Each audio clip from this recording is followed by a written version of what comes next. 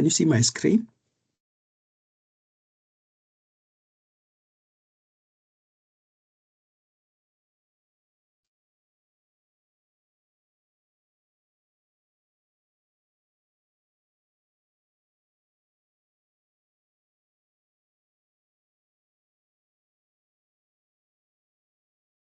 No.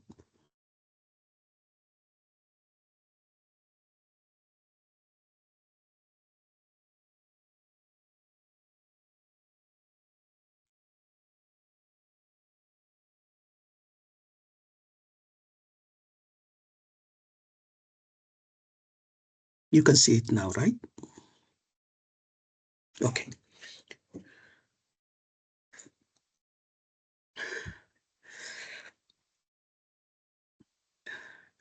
Okay. This is week 5. I'll be going over assignment 2, and then I'll talk about the lecture. If you have questions, please ask me before I start the lecture or after the lecture, or as usual on Teams. So you can ask me in any way you want. So asking for clarification is not restricted to before lecture or after lecture. So you can ask me through email, you can ask me on Teams, you can ask me also privately on Teams, or you can give me a call if you can find me here. Okay. Now, this is assignment 2. It is individual assignment, and it is the same as assignment 1, almost everything. You can see here, this is, I added this, but this information has been available to you. I've said this in my previous lecture, put it on lecture slide and put it also on unique guide, except this 30%. Okay, so word limit is 1,500 words.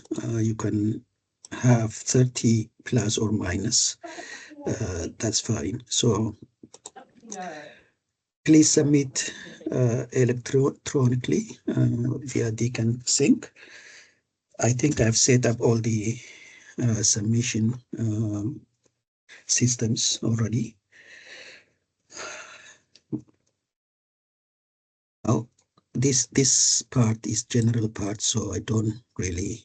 You can just read it, please. Now the most important part is this one. Again, as I said, you will be using the same case study that I gave you for all 3 assignments. I said that in my first lecture. So this part basically is you are required to develop a security education training awareness program. So SITA stands for Security Education Awareness Program, and we will be covering that in detail today. So now this SITA program that you are developing has to be tailored to MRA, which is Mishra Real Estate. So now, basically, I want you to also focus on one particular aspect of the program.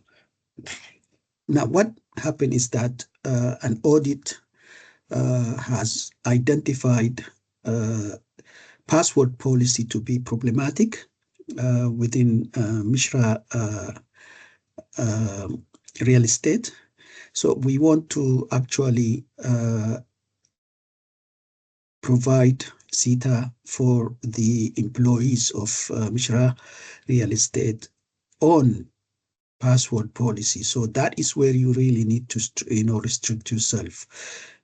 You're not actually asked to provide a general SITA program, but you are actually asked to provide a SITA program. You develop a SITA program on password policy for Mishra real estate. You also, when you develop this particular program, you also need to look into the background of the employees of Mishra Real Estate. I have given you 3 different employee groups: administrative group, technical group, and senior managers group. So each one of these group has a different level of cybersecurity knowledge, skill, and awareness. So you need to look into these groups individually and then develop a program that is appropriate for each group. So, as I said, yeah, you really need to focus on policy, which is basically you want to reduce non-compliance to password policy. So this is what you wanted to develop a program, a SETA program. So the content should be on policy, cybersecurity policy, password policy, non-compliance. Now, to do that, you really need to establish 3 clear goals. So here, what this basically says, I'm just describing, guys. I don't see you. So if I don't see you, because the screen I'm sharing doesn't allow me to see you guys, let me finish. And then if you have questions, I will come back to you. Just give me 1 minute. Now, what I want you to do here is you need to develop goal 1, objective 1, objective 2, and so forth. Goal 2, the same. Objective 1, objective 2, the same as before. And you do this for 3 goals. Okay. So what I'm saying is that I want you to develop 3 goals: goal 1, goal 2, goal 3. And for each goal, you generate objective 1, objective 2.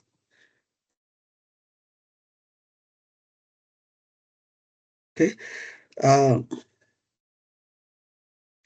Now, your objectives have to actually address key security needs, and it has to align with organizational priorities. So these security needs and organizational priorities are given in the first paragraph. So you need to look at this paragraph to develop this part.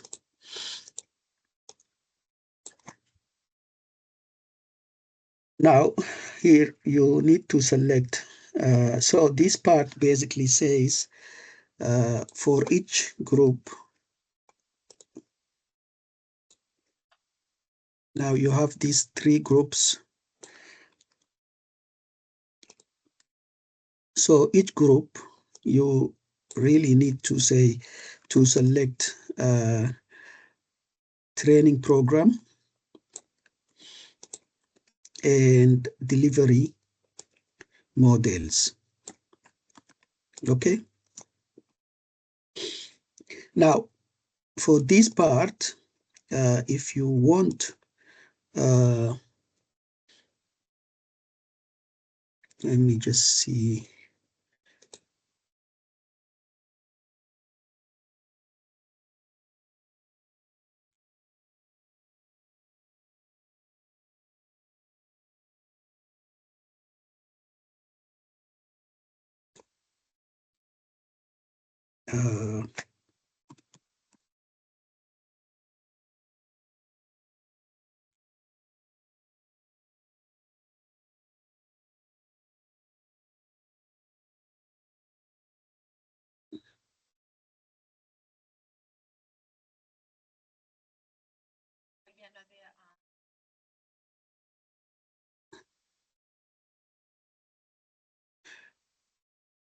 Where is my chat? Okay.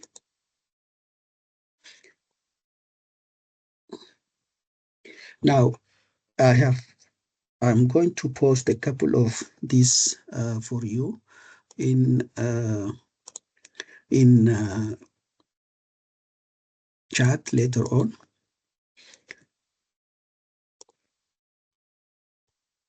Sorry, in my Microsoft. Now I've given you two of my papers in this area. If you look in the chat, I have posted there the links. So basically what I wanted you to do is you look at training, program, and delivery model for this. The same for staff.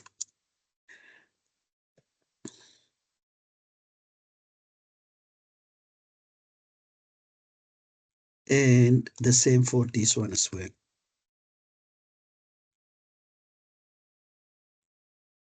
So this is what you need to do for this question, okay?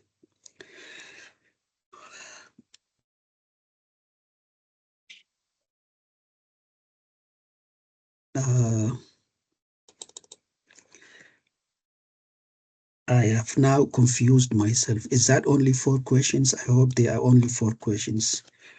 Now here, basically what you will do in this question is once you complete the training program for these ones, how you're going to evaluate. Now, if you look at today's lecture slide, all these questions that I'm talking about are really in there. So you will be using some of the model, some of the evaluation models I provided in the lecture slide that I will be talking about today. You evaluate the effectiveness of the program. So I'm after the program. So it's not individual, but the program itself, the whole program. I also gave you a report structure that you will be developing and so follow this structure. Now, if you exceed the 10,000, what is it, 1,500 plus 30%, create appendix and put there, but please don't put a lot of documents for us there, okay? So just maybe one table, one graph, or 2 tables max. Don't do more than that.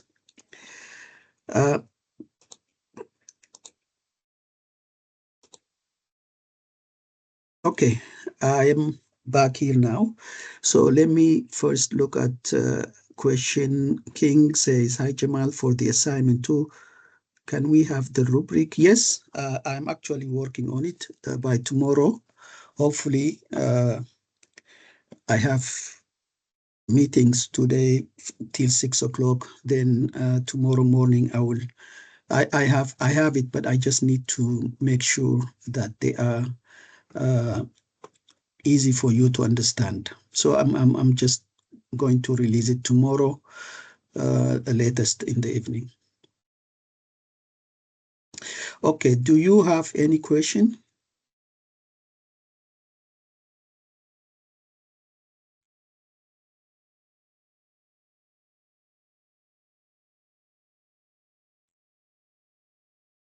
Anyone?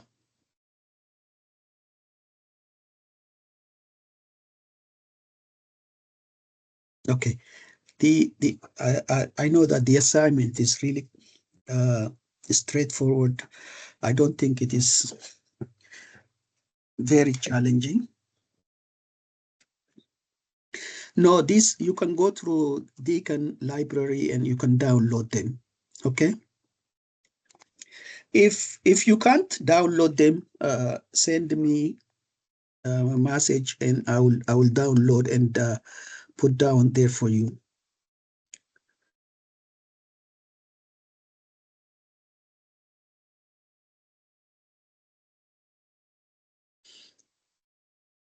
No question.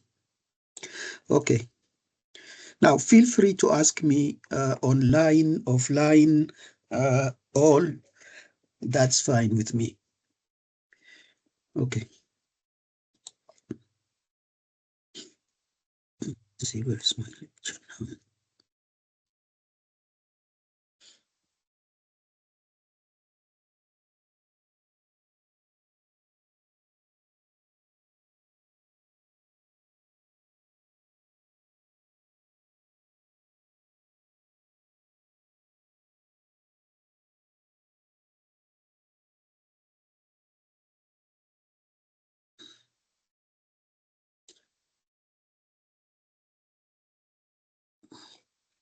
Okay, tell me if you can see my slide.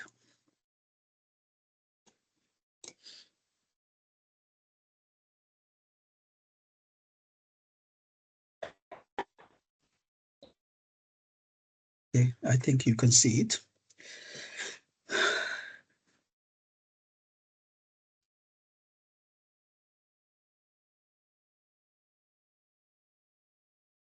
Okay, Andre saying, it seems I have not got any review on task one yet. Look, here is how we're marking. There are 5 days. So there is uh, due date plus 5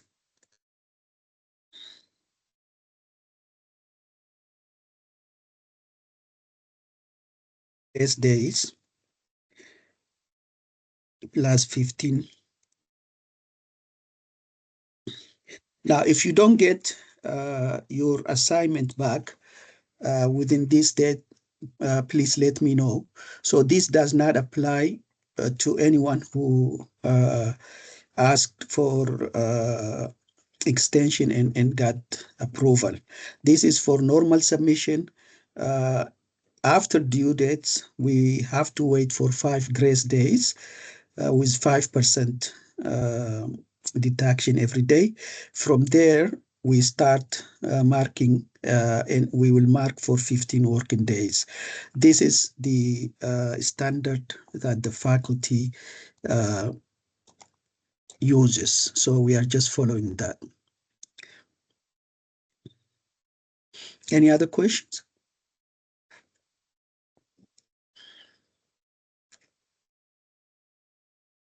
Okay. Now this is week 5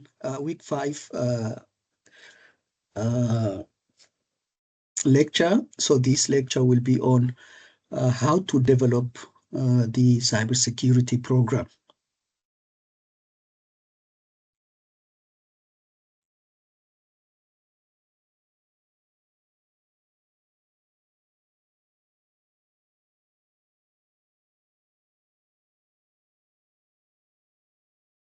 Oh, you cannot see my slide? Samira said she can't see my slide. Can you see my slide?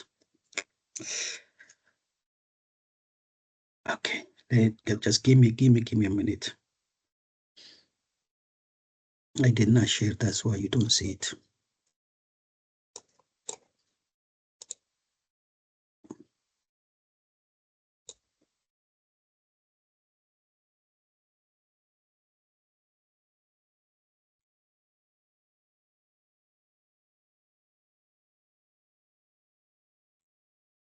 Now it's okay?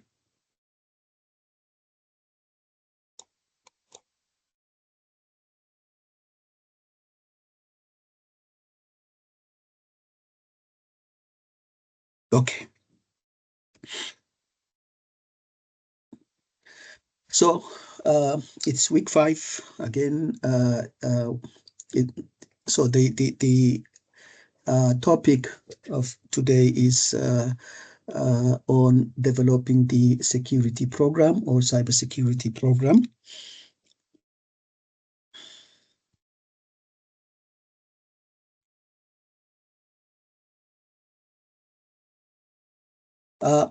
So today we will be discussing cybersecurity programs really it is an important area.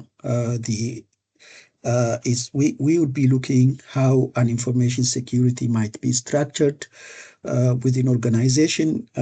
Again, this particular lecture is linked to the governance we discussed in previous lecture. What are the functional components of information security program?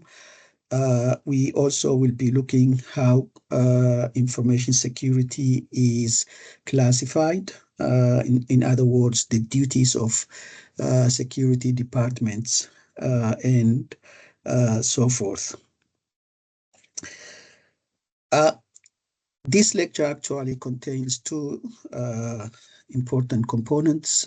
One is on cybersecurity program, and the other one is on security education training and awareness program. So security and training awareness program is part of the cybersecurity program.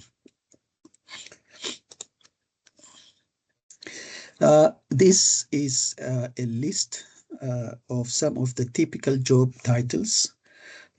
It also gives you not only titles but functions performed by the individuals with these titles within the information security program.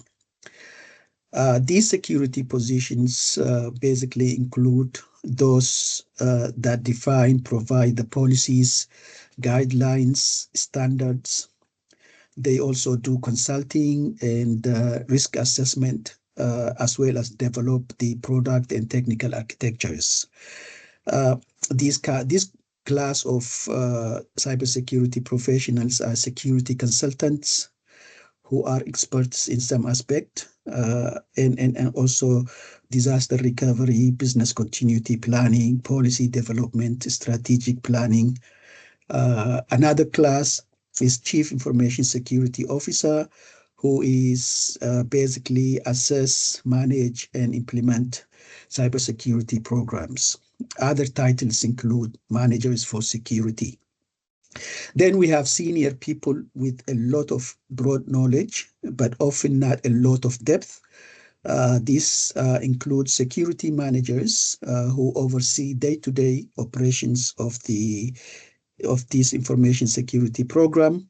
They actually perform things like scheduling, setting priorities, administering procedures, procedural tasks such as reporting to the Chief Information Security Officer. This class includes security staffers, chief security officers, and so forth. And the other group are those that build. These are the real techies who create and install security solutions. This includes security technicians, subject matter experts. These actually implement security software, do diagnosis and troubleshooting, coordinate with administrators to ensure security is properly implemented. And finally, we have those that operate and administer the security tools and security monitoring functions. This includes security administrators, security analysts, and so forth. Last but not least, we have help desk personnel. I don't think it's listed here, but help desk is very important part of the information security team. This group of cybersecurity individuals really enhance the security team's ability to identify potential problems, because they act as the gateway to any problems that end users identify. They are the ones who first get to know about the issues, and then they filter and direct these to appropriate individuals. So they are actually very important, and they're part and parcel of the information security group. So as you can see, every organization has people with different responsibilities. Some of them are non-cybersecurity related. This includes IT division, human resource division, and so forth. They also have a good size of cybersecurity related functions. So people who actually do cybersecurity, depending on the size of the organization. But regardless of their titles and responsibilities, everyone should be regularly trained in cybersecurity. For example, if we take the help desk operators as an example, these individuals, help desk technicians, I mean, perform a specialized role, particularly in information security. They have a need for specialized training. So I will discuss in detail why they need this specialized training, and this specialized training will actually improve their skills to recognize incidents, cybersecurity incidents, from system is down, system is slow, and this kind of things. So they need really a specialized training to improve their skills. Okay, so what do we mean by cybersecurity program? Uh, Two different views on cybersecurity program. Uh, some organizations actually consider cybersecurity program as a comprehensive set of the people who work within cybersecurity stream, the policies that the organization has developed, the practices it follows, and other initiatives to safeguard data, assets, and overall security posture of the organization. So this is what some organizations define cybersecurity program is. Uh, this is actually not the definition we will follow in cybersecurity management. In particular, in this lecture, we will consider cybersecurity program as an effort uh, or efforts that are formally structured and organized to mitigate risks to organizational assets. This is how we define. There has to be structure and there has to be organized in some way to really address the cybersecurity issues that the organizations face. So this means now, what cybersecurity, we need to know what cybersecurity functions are performed within an organization, how the organization's approach to information security, what factors determine the organizational approaches to cybersecurity. We also need to know how the cybersecurity function is structured and organized within the organization. We also need to know what are the components of the security programs. So we will be trying to answer all these questions in this lecture. Now, as I said earlier, this topic really on the surface seems dry, but you need to link it to cybersecurity governance we discussed in, I believe, week 3 lecture.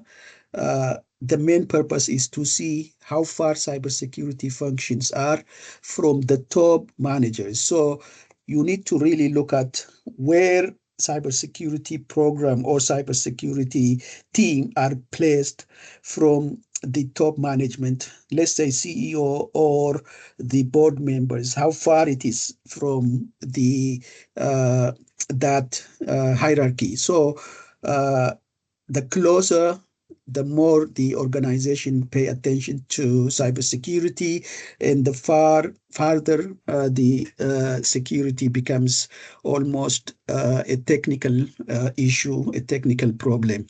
So that is why you really need to consider whatever we discuss today in that context.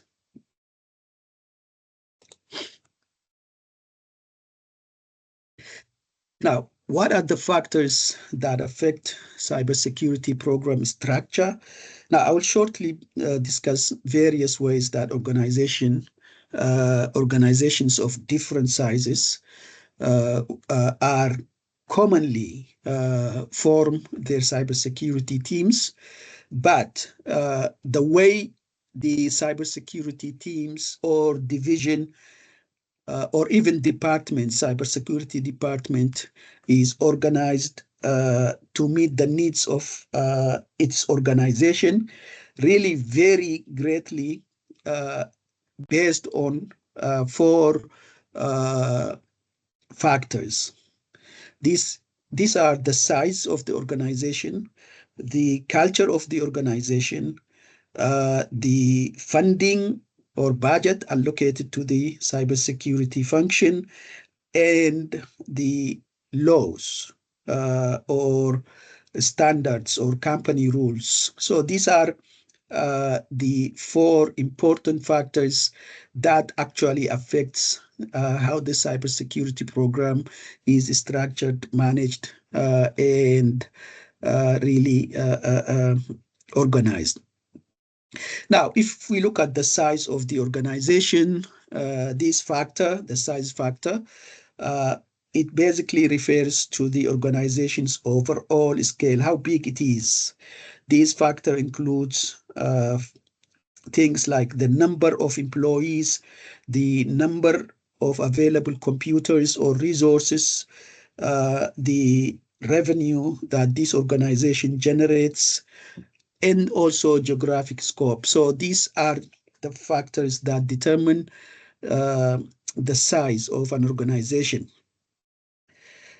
Now, the size of the organization also determines the complexity as well as the scope of cybersecurity program. The larger the organization, the more the scope of the cybersecurity program is, and also the more complex the cybersecurity program is.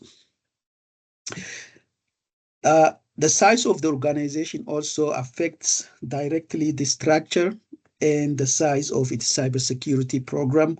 I'll talk about this shortly in the next few slides. So if you take, for example, businesses with complex IT infrastructure, businesses that have data centers, not small, but a good size or data centers, and also support large users, will likely need more comprehensive cybersecurity support. So this increases the complexity that's put on cybersecurity team. Now, let us look at the culture of the organization. It is how an organization's value are translated into daily actions that each individual performs their responsibilities. So this defines what is the cultural norms exercised within the organization. It's often unspoken and it's often learned through observation as well as, about the mindset and perspective as it is about the skills and abilities. So it's not just one thing, it is abilities, observations, skills, mindsets, and so forth. Now, the way culture affects the cybersecurity program is how it is manifested in its value and its interaction with different stakeholders. So this includes employees, suppliers, and customers. It reflects also how the management, really the top level management, interacts with these stakeholders. Now, remember, it is about attitude, values, and so forth. Now, how about budget? This is another key factor that affects the cybersecurity program.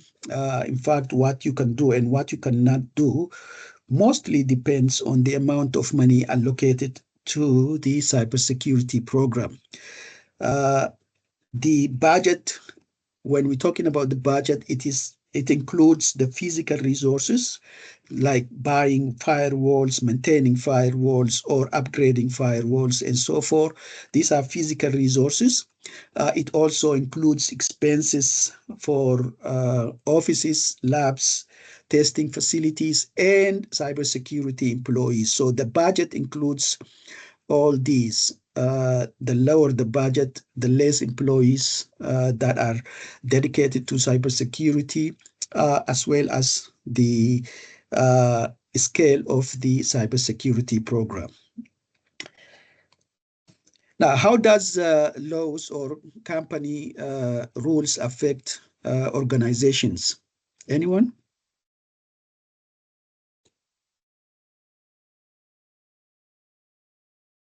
How does laws and company rules or regulations affect how organizations can structure their cybersecurity program? Anyone?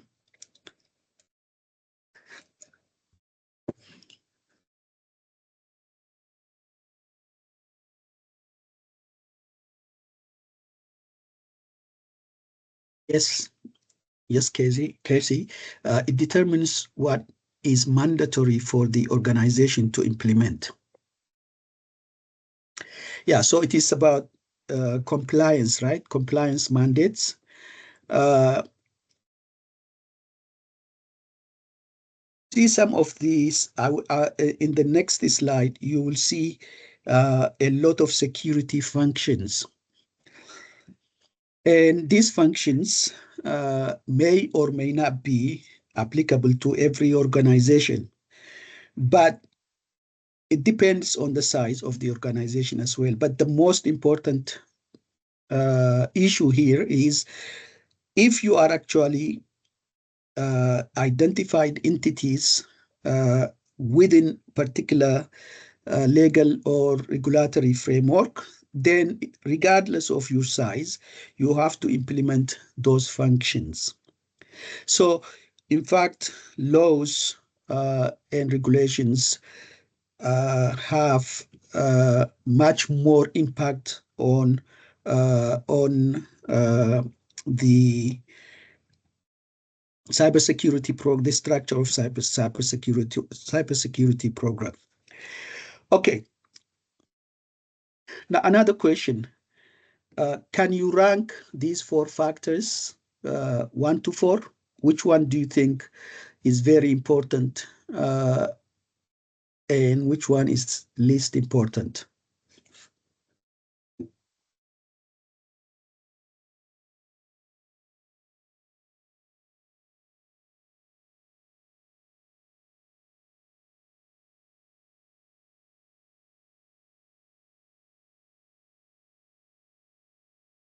So what do you guys say? Size, culture, budget, law? Which one is? Um, so there is a number of answers. Casey, I think again.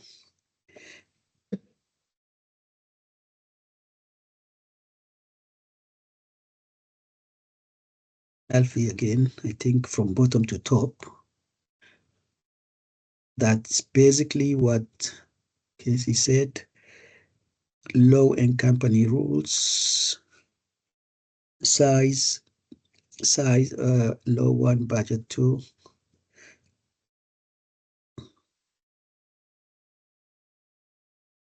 Okay, actually, size, law, culture, budget.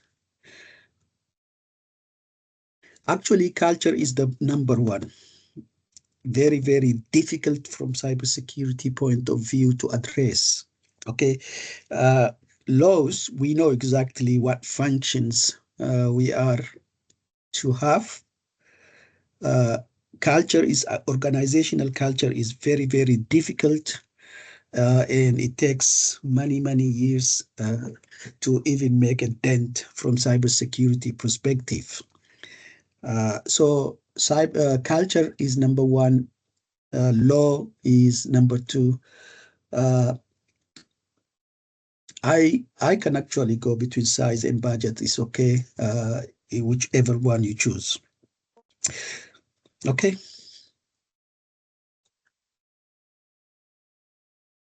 Okay. These are some of the key cybersecurity functions. These cybersecurity functions are necessary for a successful cybersecurity program.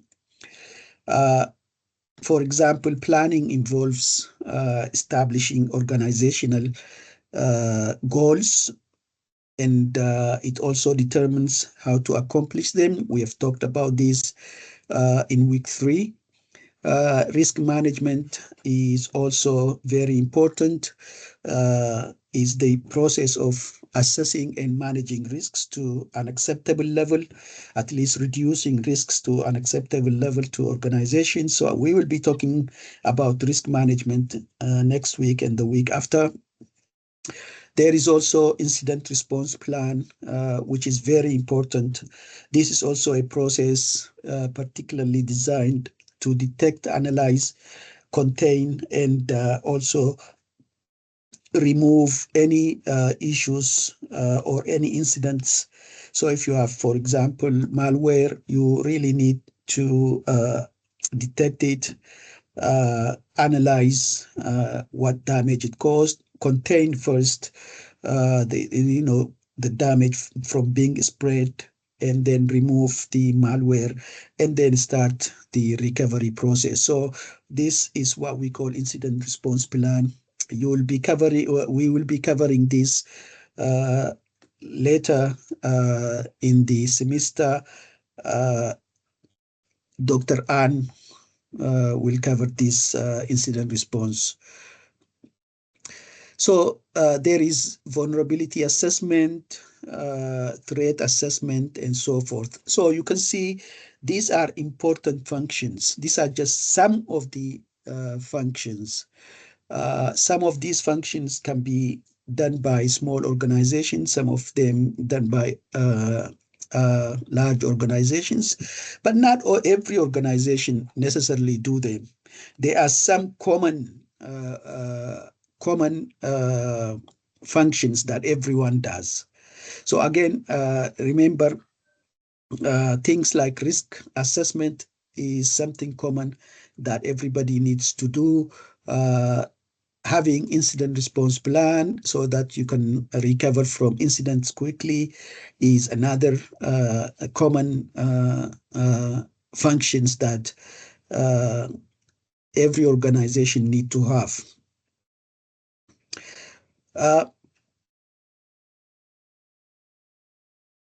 Again, but if you are actually within or operating, say, for example, if you are in health, there are laws and regulations that mandate you to, say, for example, do risk management. It is mandated.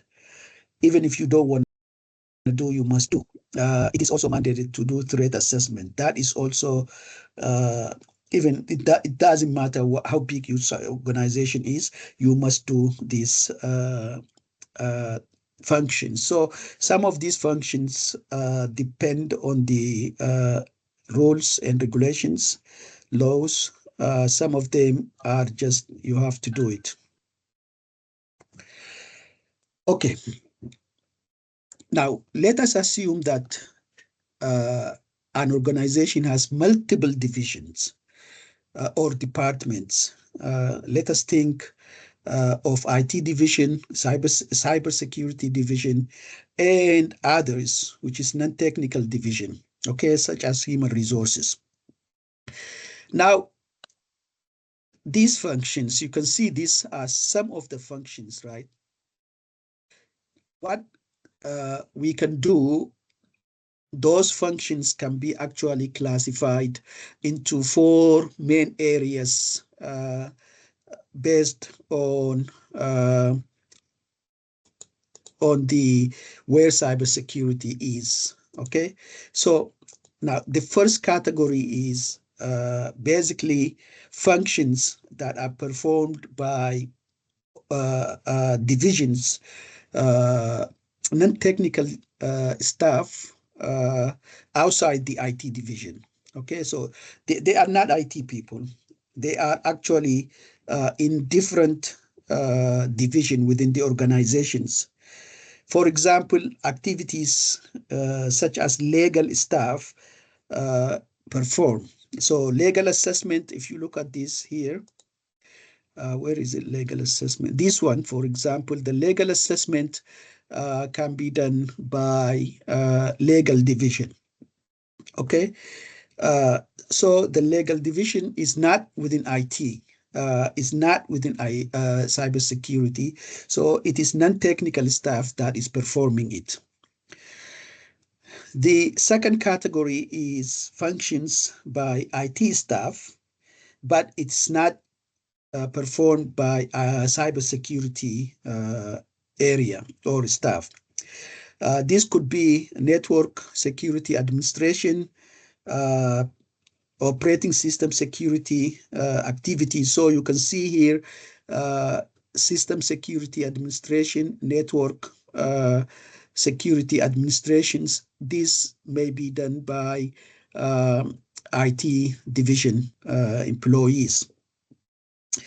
The third functions category of the functions is performed by the cybersecurity staff, but they do it as a service. They're not actually doing it as a responsibility. They do it as a service. As a service. This, for example, the risk assessment, system evaluation, incident response. They can do this as a service. These are things like, if you know about SOC, these are the kind of things they do. Okay.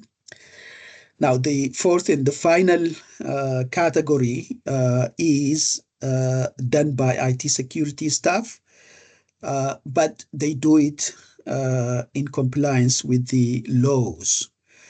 For example, policy making, compliance monitoring, risk management. These are actually done to comply with security requirements, with regulation requirements. Okay. Okay. Now, let us look at how cybersecurity is staffed. Now, so it depends on the size of the organization. Organizations that have more than 10,000 computers. In this, we actually look only on the number of computers they have. But as I said earlier, we also look at revenue, number of employees, and so forth. Just for discussion for us, we will look at the number of computers. So if an organization has more than 10,000 computers, this organization is considered very large, and it also has large cybersecurity budgets. But this size of the budget is actually not proportional to the number of employees they have. But nevertheless, the size of the budget is big in millions. And it also grows faster than the IT budget. So in very large organizations, usually you have chief information security officers who is basically responsible for cybersecurity functions that we discussed earlier. His task is basically to ensure these functions, these cybersecurity functions, are adequately performed. It doesn't matter whether it is within the IT or non-IT division or within cybersecurity division. So his responsibility is to just make sure that everything or all the functions are done properly and safeguard the organizations. Oh, now, if you look at the figure here, figure 5.2, you can see very large organizations tend to have more specialized rules, like chief information security officers, compliance officer, technical service officer, and so forth. So these are really very nice because they each one manage very specialized areas. They also have underneath many employees. These very large organizations spend about $300 per year per user. So that is the budget. But because they have many employees, if you multiply this number by the number of employees, it becomes big. But the budget is from individual employees' perspectives is very small. In fact, if you calculate with the normal revenue of an organization, this is about 6% of the total IT budget that is apportioned to security. IT actually gets a lot of money, but what can you do? So, but this is changing now. Now, in terms of cybersecurity, these organizations do a better, they protect themselves better than any other organizations. They have policies, resource management areas, and all are really set up there. The next class is large organizations. These organizations are those who have between 1,000 to 10,000 computers. These organizations really have matured cybersecurity. These cybersecurity integrates planning, cybersecurity planning, policy development into the organization's culture. They also prioritize cybersecurity efforts based on risk management and resource constraints. But they also tend to spend proportionally less on cybersecurity, a little bit more than very large organizations. They have a mix of full-time and part-time security staff, but the security staff is much smaller than very large organizations. They still have chief information security officer responsible for managing the cybersecurity functions.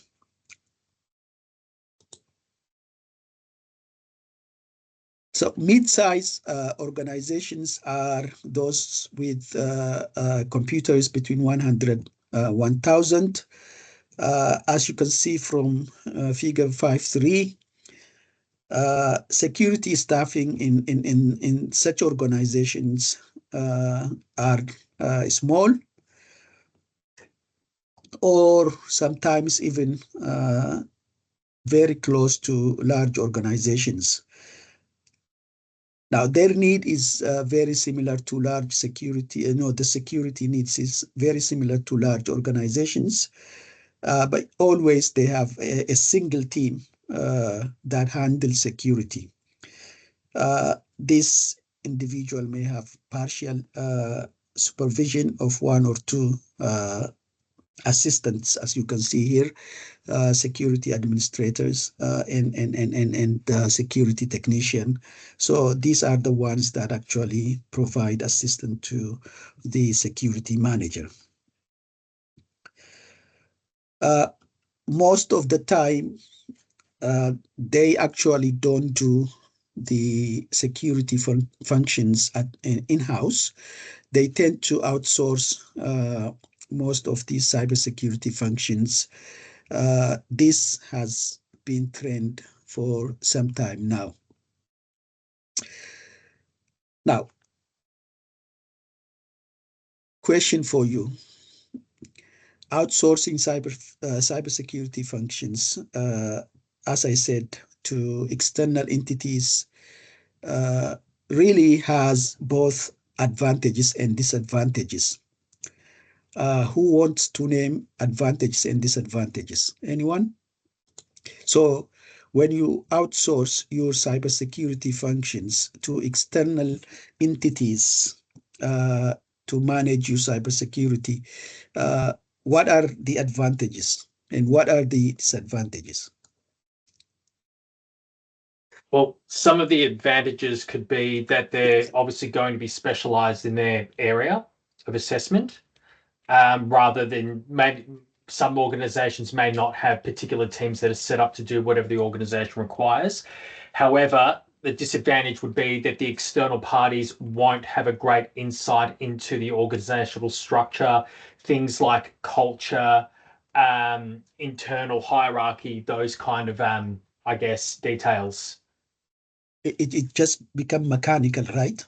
Yes, exactly. Yeah, they'll sort of rinse, repeat, regardless of the organization's specific needs. Yeah. So security will not be tailored to specific organizations. That's a good answer. Anyone else who wants to take a shot?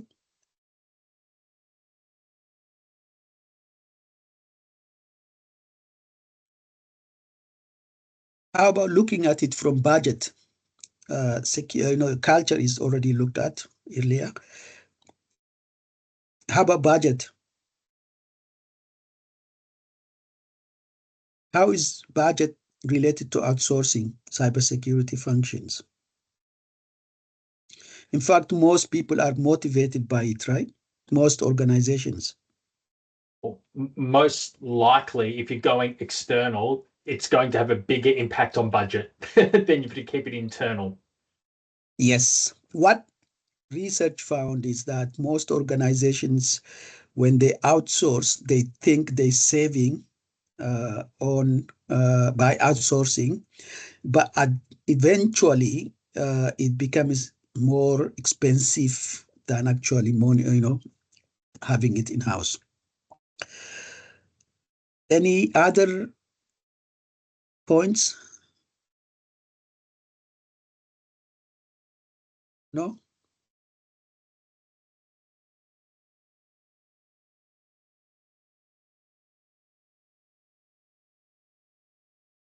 How about attacks?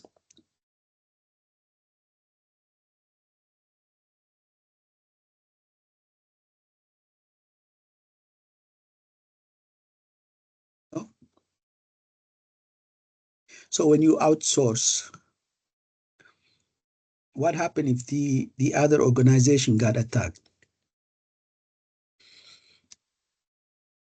Let us assume that an insider, when security, when you outsource your security, so they have access to your system, then that particular organization, there is an insider issue that will also spill over to your organization. So how do you manage that? What about legal and regulatory requirements? Can you really outsource those functions? Anyone?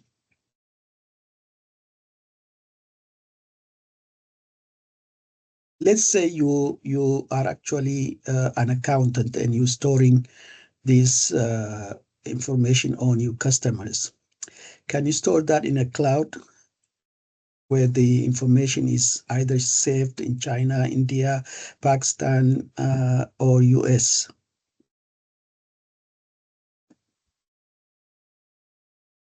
Certainly you can do that if the law allows you. But most of these laws, privacy laws, have specific mandates for data to be reasonably stored within the geographical areas of their own countries. So very, very difficult. So there are a lot of factors that you need to consider before just outsourcing. Okay. There are smaller organizations. This makes a bulk of organizations. Um, these two, medium and small organizations, are really the largest organizations and the more really targeted by cybersecurity criminals.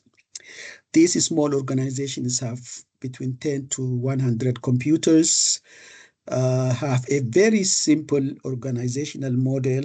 Cybersecurity is often the responsibility of a single person. And this person could be security administrator or database administrator or any, network administrator. So the individual have multiple uh, responsibilities rolled into one or two areas. Sometimes this person also gets support from uh, security administrators and security technicians. But again, this is very small in number, smaller than all the other previous organizational sizes. The pro the funny thing is that these smaller organizations spend disproportionately more on cybersecurity. They spend more than 5,000 per user. So you can see that even though they spend more, but the number of the employees that they have is very small. Overall, it does not actually make a big budget if you look at it from the amount of money. These organizations really lack formal policies, formal planning, and many security measures. They also often outsource most, if not all, of their cybersecurity functions to a third party. Now, let me ask you this question. Some people and some organizations uh, argues that small organizations are less attractive to the cyber attackers. They're less attractive targets. Uh, they say their size, the size of the organization, regardless of what data they have, how important that data, the size is just acts as demotivation for cyber attackers to target these small organizations. What is your take on this line of thinking? Anyone? Yeah, I've actually been reading, just finished the book, actually reading on ransomware, where it followed a particular group, the ransomware hunting team. And it has sort of changed over time from what their research has shown. Originally, it was about going after big corporations and extracting the most amount of money possible. But due to laws and resources that these bigger companies have been put into, the trends do show that most ransomware attackers will do further research into, I guess, small, medium-sized companies. And if they see that the company has good revenue streams, or they can find that these particular companies have adequate cyber insurance that their companies can pay for, that tends to be the more motivating factors, simply whether that organization can pay rather than what the size is. That's good. Basically, the idea that cyber criminals are not actually interested in me is a misconception. We also know, from long back, if we look at the history, we can easily show that they actually are the least resistant for any cyber criminal to go through. The problem is what most of these organizations don't really factor into this misconception is that they provide service to larger organizations. So there is a supply chain here. And if you want to get to the larger organizations, the simplest path is through these smaller organizations with very unsophisticated cybersecurity management in place. Now, as just discussed, there are also now a lot of these companies, small businesses and medium-sized businesses, have cybersecurity insurances. So they can actually claim this on their insurances, but that insurance, every time you claim, it goes up and up. They finally will bankrupt these small organizations. So cyber criminals started actually now to more zoom on these small and medium organizations.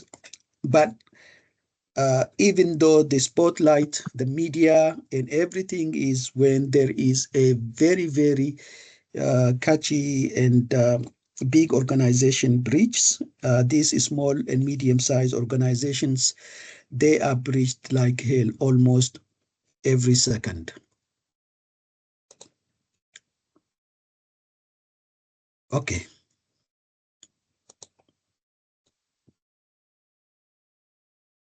Now, let's look at placing cybersecurity within organizations. So as I said earlier, assume we have an organization with multiple divisions. This could be IT division, risk management division, physical security division, and so forth. Where do you want to place IT cybersecurity division or cybersecurity team? The common placements are listed here. IT division, the broadly defined cybersecurity department, administrative service, physical security, insurance and risk, and legal department. So I'll go over each one of these. Let's look at each one of these. Here, the IT or cybersecurity functions are placed within, if you look at it, within information technology. So they are placed within IT, information technology division. So you can see here, information security, which is cybersecurity, is part of the information technology division. This is common structure. Even though it's changing, but this is still common. Now, in this case, the Chief Information Security Officer is reporting to Information Technology. Chief Information Security Officer is reporting to Chief Information Officer, which then reports to CEO and the board and so forth. So there is a very hierarchy like this. You can see go like this and go up here, go on top of here. So you can see there is level 1, level 2, level 3. So 3 levels between the information security and cybersecurity and the top management. Now, this is very problematic in terms of cybersecurity. So what do you see in here, the specific challenges? Anyone?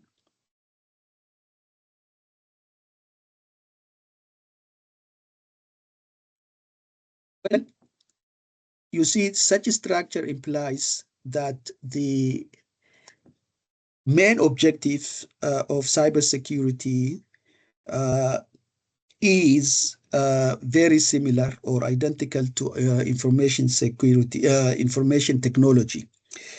So there will be a conflict between Chief Information Officer and Chief Information Security Officer. Chief Information Officer is more interested in information technology. The budget is always is a conflict because Chief Information Security Officer wants more, but Chief Information Officer is the one who decides who gets what.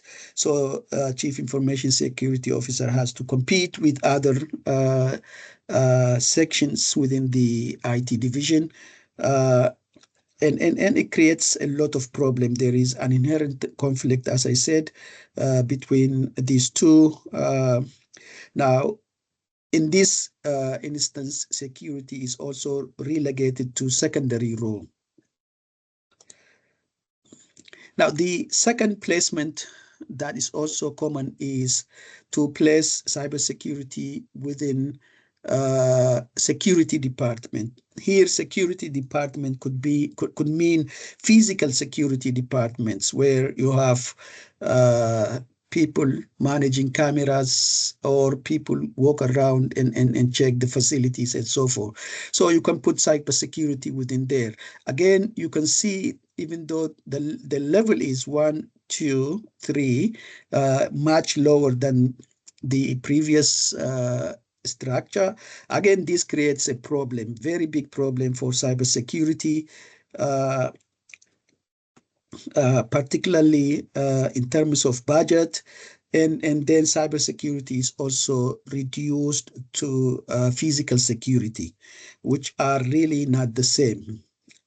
So physical security is supposed to be part of cybersecurity, not actually the other way around.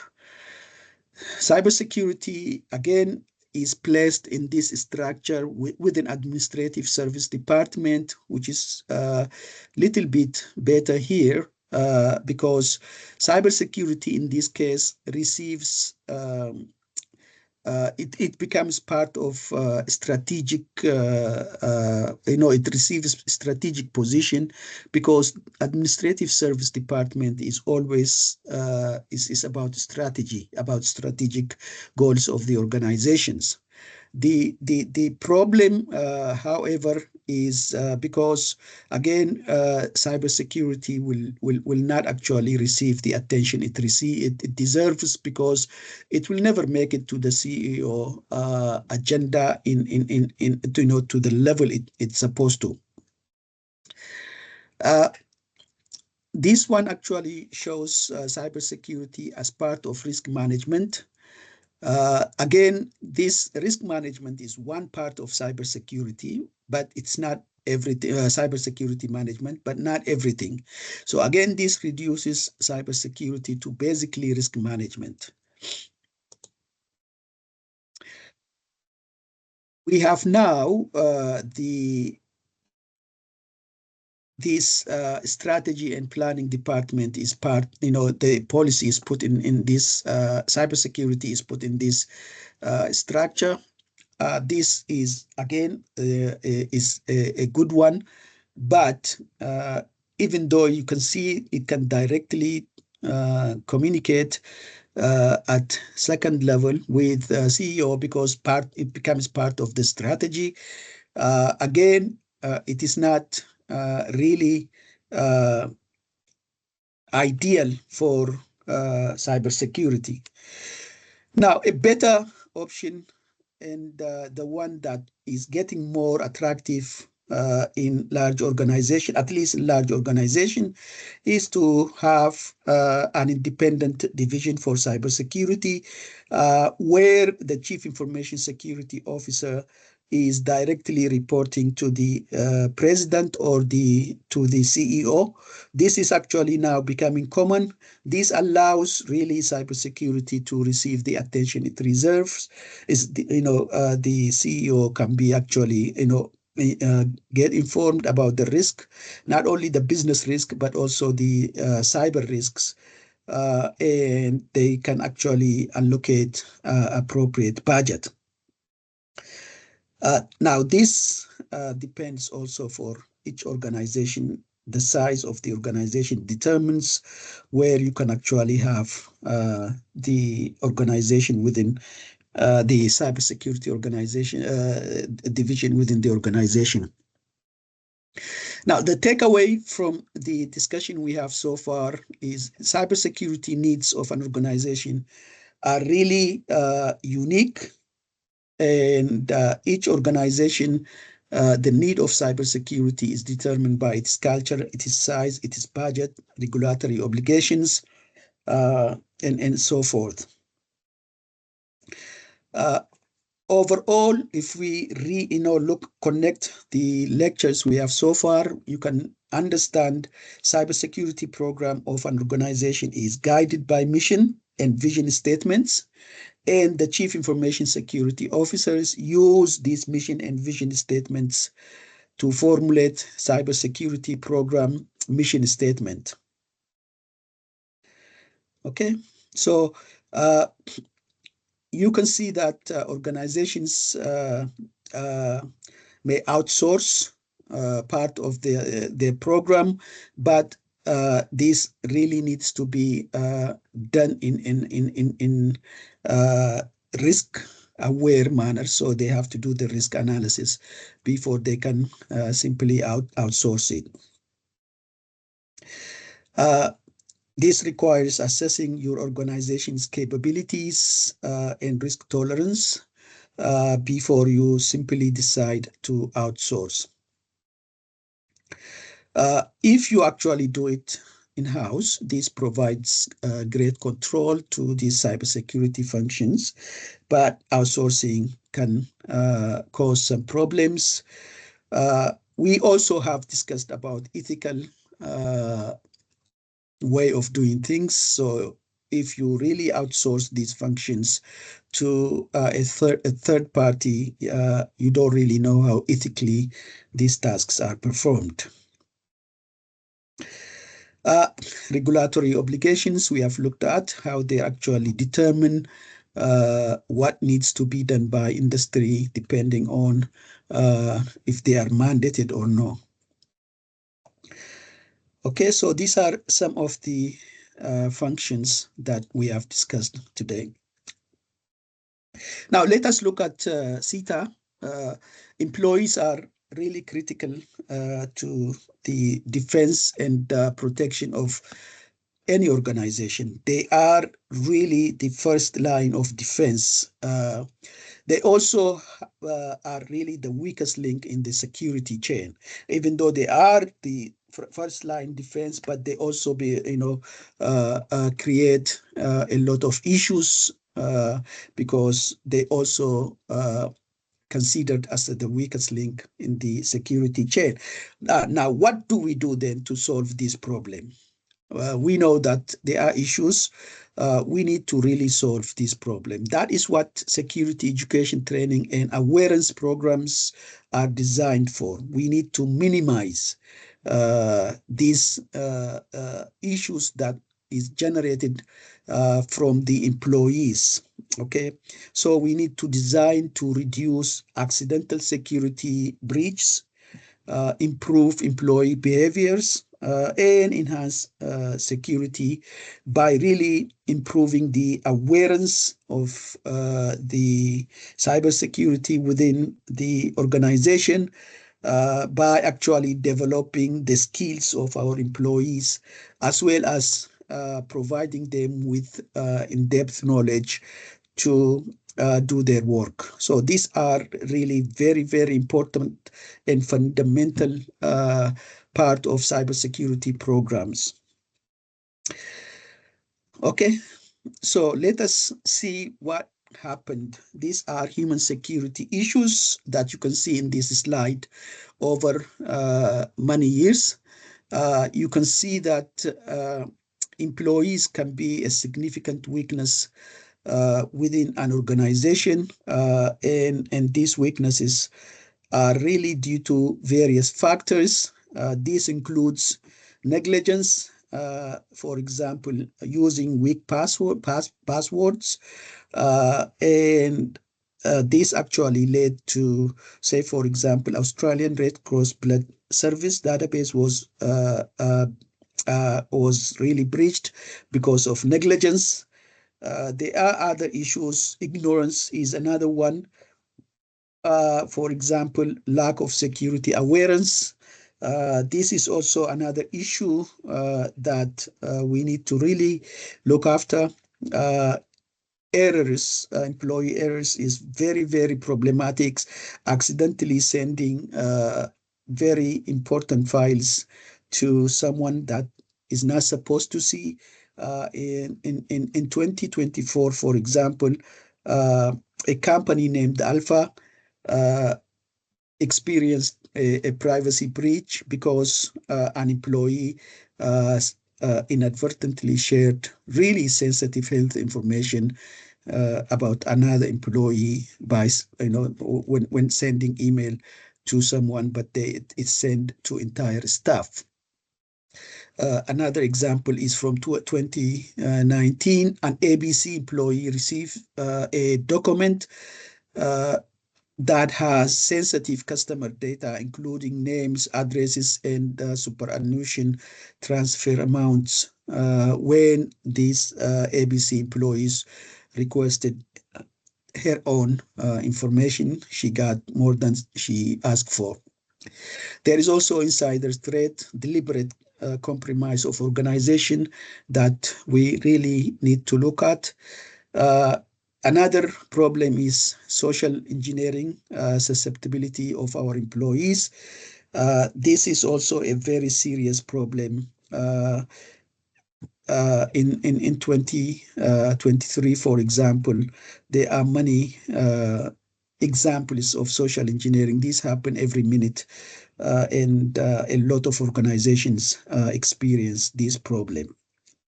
Okay, uh, now how to deal with this problem? Uh, we know that they happen. So what can we do? Uh, a recent development is that organizations are applying really various measures to deal with the people who are actually creating these issues. One such measures is punishing individuals responsible for such uh, error. Okay, so the recent research, for example, conducted in UK, uh, shows that many organizations started punishing uh, anyone who uh, is actually causing these problems. So, for example, what they did was what they do really is that they send a simulated phishing email to employees, and if an employee click on that email, then this person is identified and then punished. Uh, Now, this punishment has different types of punishments uh, that they use. This includes shaming the employee openly, and also decrease access privileges for these employees.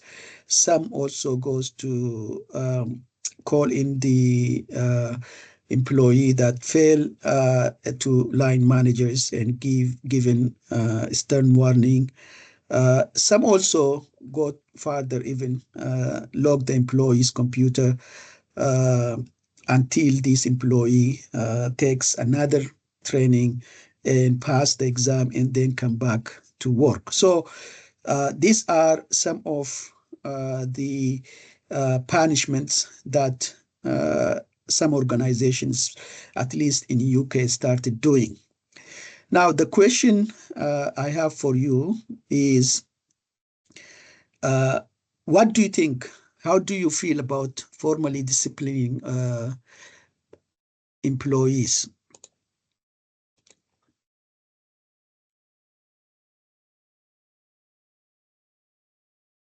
I don't think many people will agree with this. I personally don't agree with it. Okay, punishment does not actually lead to very good solutions, but really that's why we have uh, awareness and training in place. Okay, so my option is really providing employees with education, training, and awareness. These are designed, as I said earlier, to raise awareness about cybersecurity risk and best practices among the employees within an organization. This SETA program is a core component of any cybersecurity program. Policy is any component of cybersecurity program. So these two are very important cybersecurity program, part of cybersecurity program. Now, it is a type of administrative control that really targets all employees, okay, but at different levels. Some will be given education, some will be given training, some will be given awareness. The main goal is to create cybersecurity conscious workforce. This really intends to reduce the likelihood of compromises by the employees due to factors such as human error, accidental security breaches, and so forth. Uh, Again, as I said, there are key components: education, training, and awareness. Uh, I will talk about this in the next slide. So here in this slide, I actually gave you the comparison of this education, training, and awareness using different factors: purpose, target audience, depth of content, duration, frequency, outcome, and goal. Now, the purpose is the overall purpose of the SITA program. Now, when I'm talking about the goals, the purposes, I'm actually talking about cybersecurity program. I'm not talking about set up a program for a particular organization and with a particular topic. I am actually talking about the overall cybersecurity program and that component of SETA program. So the purpose of SETA program, as I said, allow the employees to acquire deep understanding and knowledge of cybersecurity concepts, also get training. The training offers employees the opportunity to upgrade or acquire new specific skills to perform their security related tasks. This includes, for example, skills like setting up firewalls and monitoring it. The awareness purpose is to promote security awarenesses among everyone in the organization. The target audience, this is the specific group of employees who will be benefiting from the program. So one of the, the assignment looking at the rules of, that the employees plays. That's how you target your audiences. What is the role of the employees? And each role could be targeted differently. The content and depth is what is the content you create and how how deep it is. Knowledge, if you look at education, it has to be it focuses on theoretical content, and in terms of depth, it is in depth coverage of this theoretical aspect. The training is actually practical. It is hands-on and really task focused. So, for example, is how to apply learned skills and so forth on the job. Okay. The awareness, in contrast, is high level and it is general. It is more information oriented. This is mainly to raise basic awareness of the employees. So the duration factor is the total length of the training program. Very important that we need to have how the length of the program because the awareness is really very short compared to education, which is long-term plan. There is also issues in terms of frequency, how frequent we actually deliver. Many organizations do it every year. Some organizations do it quarterly, and also some organizations do it as needed. Now, the annual one is really not good because of the different types of changing landscape of threats, just as one example. So you really need to merge these ones. You need to do it annually, quarterly, and as needed. By combining this, you get a better idea of or resolving issues that comes from the employees. So outcomes is what you want the program, the desired results of the program, or the benefits of the program. So if you are training your technical staff, what skills they have gained will be used. So you really need to find, identify the outcome and see how, after the skills, to see if that is improved performance or increased productivity or reduced risk and so forth. So outcome is very, very important. Goals, you must develop specific goals for the organization every time you develop a SETA program. Now, again, I just wanted to reiterate, it is important for you to know when I'm talking about the goals in this table, I'm actually talking about the overall goals of SITA. Don't please copy these goals. These goals are not specific to Mishra. They are actually specific to the cybersecurity awareness program. Okay, so you need to create your own goals.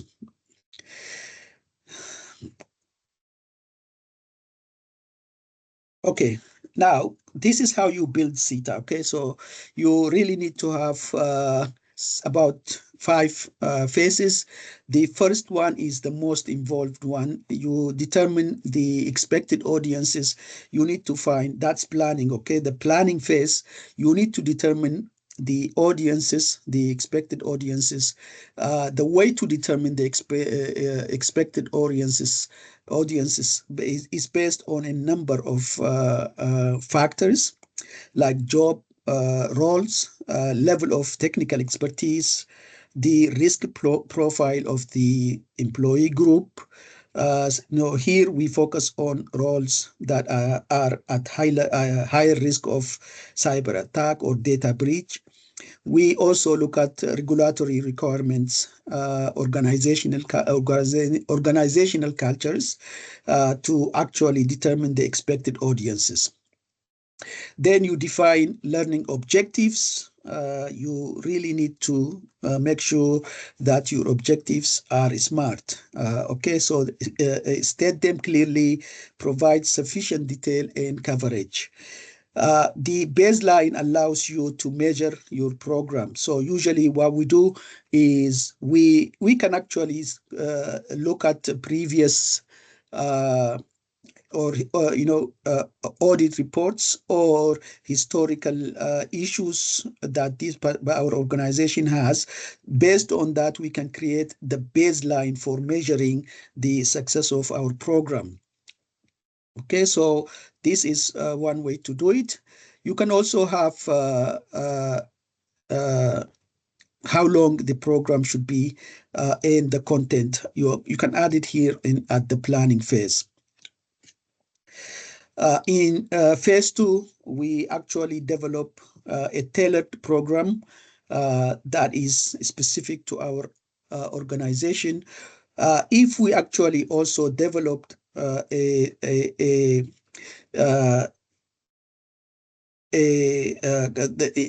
part of it in during planning, at least drafting it in planning. Then we revisit this draft here. We refine the topics, the duration, and so forth in develop during the developing time. Then we administer the program in phase 3. In phase 4, we evaluate the program. Now, here you can see there are 4 different ways you can evaluate the program. End of course evaluation is allows you to assess knowledge and understanding of the training material. So you developed in phase 1 and phase 2 refined it, the contents of the program. Now you can use end of course evaluation to actually assess uh, how much this content was understood by the people, the audience who are actually registered and took this training. So we use that end of course evaluation. This end of course evaluation is typically performed through quizzes, tests, or surveys. If you are actually going, say for example, surveys, you really need to start to survey them before the test and after before the program and then after the program. The same way, test also, you need to do test before the program and then test after the program. So by looking at this before and after, you can easily assess how much the knowledge understood by the people who are trained. Then the second one is the behavioral objective testing. This allows you to measure how well the participants can apply the knowledge and skills gained. So this is again very important. Now, the way this is done, it often involves simulations, role playing, or practical exercises. That is how we assess the second model. The job transfer skill evaluation is basically you wanted to see this person is able now to take on additional job, or in fact take a new job because this person is acquired enough skills to do the new job that we trained this person for. Now, how do we actually measure this? You can do performance reviews, you can do skill assessment, or you can also do job simulations. Last but not least, we also use return on investment evaluation. This also measures the overall value of the training. We invested on this training. So what did we get? We get in return. This may involve financial analysis. It also involves surveys or interviews. So once you evaluate your report, then once you evaluate your program, then you write a report. This report contains training overview, training content, participant feedback, how effective is the training, some recommendations for next time that you wanted really to do this. Also include the documentations. These documentations include training materials, presentations, handouts, and other relevant documents. In terms of delivery methods, you can see there are many delivery methods. You have prepared your content. Now you wanted to deliver this program to the selected group that you are actually training. So you can use any one of these. But whenever you choose, make sure you really consider whether you are actually involved, what are the advantages and disadvantages. For example, if you look at one-on-one delivery, it is personalized and it is tailored to the specific needs and knowledge of just a person. Okay. Now it is really flexible, right?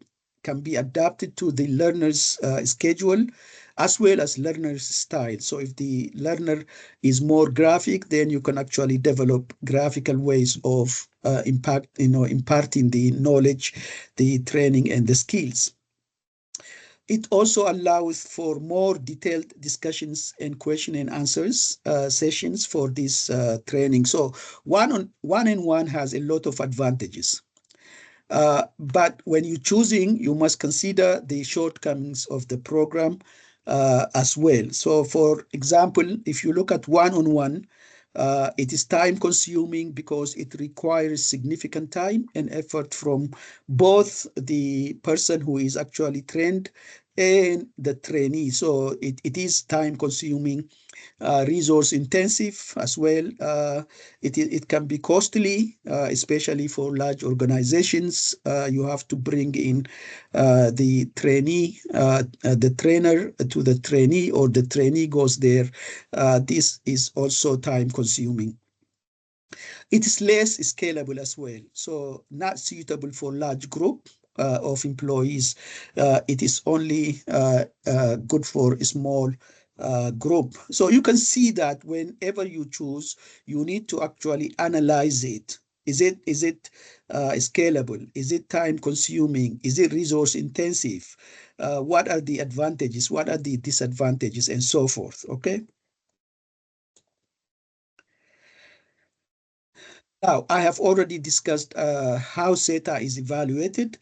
If evaluation requires data, right? So this slide basically shows you how you collect this data to evaluate your program.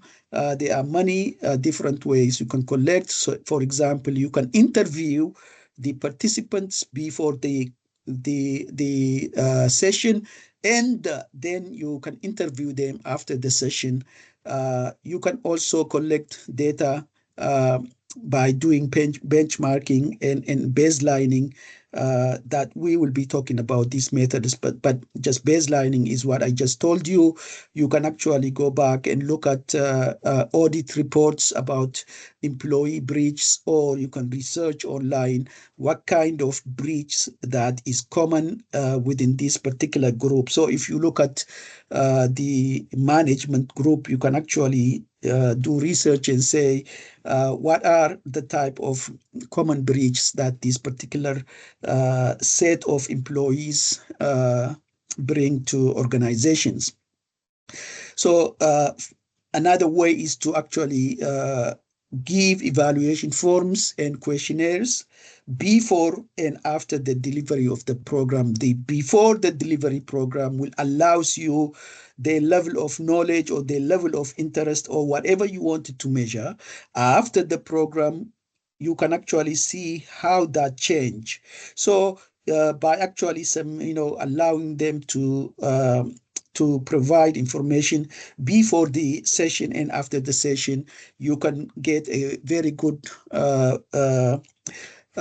view of the program, and also if there are anything that you want to change, because based on the feedback that you get, you can actually then tailor that as well based on the feedback that you get.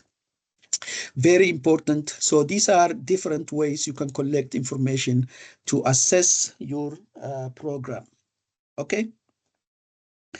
Now, in this lecture, we discussed that a cybersecurity program describes the structure and organization of the efforts that cybersecurity team makes to really handle risks to the assets of an organization. We identified various cybersecurity functions and how these functions should be separated into different areas depending on whether it is performed by non-IT or non-cybersecurity groups. We also discussed how factors such as the size, the culture of an organization determine the cybersecurity program, as well as the organization and the structure. So these factors are very, very important when you actually also develop cybersecurity awareness training and education programs. Even though you may not think that the size and the culture affect, it does. The budget affects your cybersecurity program. If you want to ever offer, say, for example, online class, the budget you have for the cybersecurity awareness training and education, it may not be enough.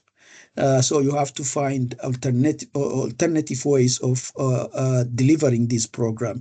So budget size, culture, laws and regulations all affect any types of cybersecurity program, be it the setup program or developing risk management program and so forth. So you really need to consider all these four factors that we discussed earlier in this class. We also discussed how these four factors determine where the cybersecurity team are housed within the overall organization verticals. We have looked at different combinations that are used earlier or still used. We also discussed the role of equipping our employees with cybersecurity knowledge, skills, and awareness to minimize security breaches attributed to human failures. So I will stop here this week's lecture. Do you have any questions? I'm happy to entertain any question on the assignment or any question on the lecture. Yes, Casey. Yeah, it's in regards to the group assignment. Are you able to create more group slots on the unit slide? Because I've got a group ready, but there's no more available slots in SIT284, where there's a bunch in 763. I will do that. Awesome, thank you. Do it today. Andre? Hello. Just a quick note. This article you linked this at start lecture, performance analysis of the cybersecurity awareness theory method. It says when I went to the Deacon, it says you have to access it somewhere else, and that Fixshare website says it's filed under permanent embargo. I don't know what that means. Embargo on us? Yeah, not sure what okay. what that means. I will try to download and upload there on Teams. Okay. Yeah, the other one is actually available on Deacon Library. Okay, so which one is the first one? Is not available. The second one. The second one is not available. The first one is okay. Okay, so the Springer one is not available. Okay, I'll try to get it from you today. Yeah, thank you very much. Oh, sorry, Jamal. I was able to access both articles. Yeah, I know. We have we have paid for Springer also to give us access. So I don't know why Andre could not access it. Yeah. But if can you post it then online so that everybody can use them? Yes. So for anyone else, the first one, I think it's the second one you have to access through the Deacon Library. Oh, okay. Which one was it? User preference. Yes, that one you access through Deacon Library. Yeah. You can just copy and paste the title. That one I already got, but second one somehow it went to access now. There's an access now link on Deacon, but you click that, you go to the site called Fixshare, and that site says files under permanent embargo. I'm not sure Is that the performance analysis one? Yes. Yeah, I was able to log in through institution and it worked for me. Login for okay, let's try now. I will actually, if you guys have any issues, just send me a message or post a message online. I will be happy to download for you and upload there. Yeah, it might be actually. I didn't notice there's a link to login for institution. No, it says we can verify your account for. Yeah. So, okay. Something is wrong probably with my account on Deacon. I cannot get that file. Yeah. Okay. So anybody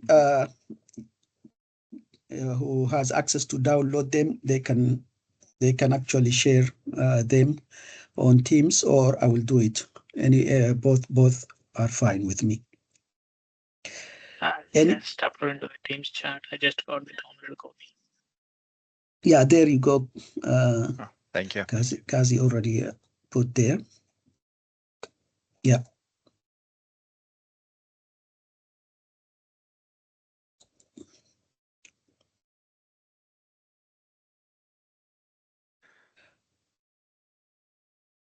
Any other questions you might have? Okay, so I think thank you so much. Just as I said, I'm actually redeveloping this unit because I'm developing the workshop and the lecture slides every week. It is just keeping me so busy. I hope by the end of this trimester, I will be okay. So just bear with me. I forget here and there, but my intention was actually to give you all the assignments in one go. That's what I wanted to do. I was able to do that, but this creating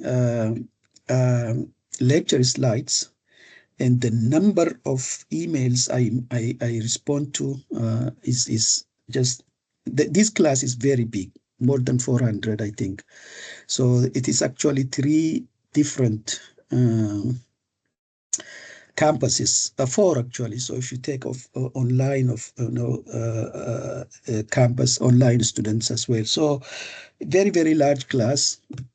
I'm trying to also manage a number of teaching staff. So just bear with me if I forget here and there some things. You can just remind me anytime, post a message, send me email. I will fix if there is anything wrong. I really appreciate the messages I'm getting so far, and thank you. I'll see you next week. Okay.